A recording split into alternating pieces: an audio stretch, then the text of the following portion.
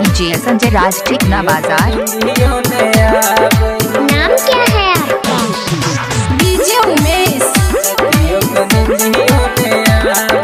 सुखीपुर बाजार। ये सजनी सुनो बतिया अहाँ बिना निक न लागैया। हाँ हे ये सजनी सुनो बतिया अहाँ बिना निक न लागैया। दिन भर के हुना काटैया हमरो, दिन भर के हुना काटैया हमरो। रतियो क निंदियो ने आबैया, रतियो क निंदियो ने आबैया। हे ये सजनी सुनो बतिया अहाँ बिना निक न लागैया। दिन भर के हुना काटैया हमरो, दिन भर के हुना काटैया हमरो। रतियो क निंदियो ने आबैया, रतियो क निंदियो ने आबैया। डीजे संजय सदा चिकना बाजार जिला सिरसा नेपाल। सिंगर ज्ञानो यादव। नाम क्या है आपका? डीजे उमेश सुखीपुर बाजार। आही के याद हरदम आबैया हमरा, लगैया कि जेना बजाबै छी कंगना। आही के याद हरदम आबैया हमरा, लगैया कि जेना बजाबै छी कंगना।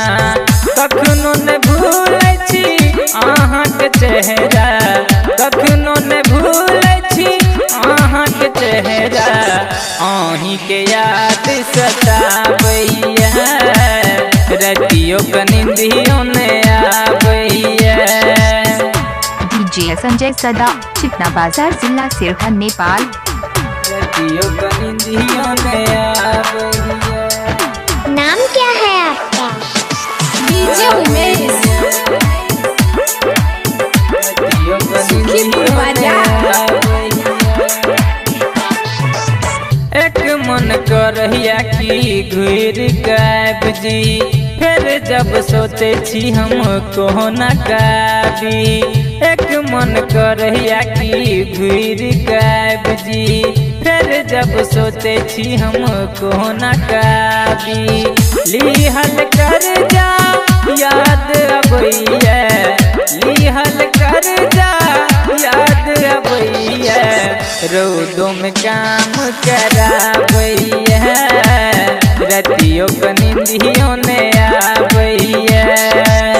दिन भर के हुना काटैया हमरो, दिन भर के हुना काटैया हमरो।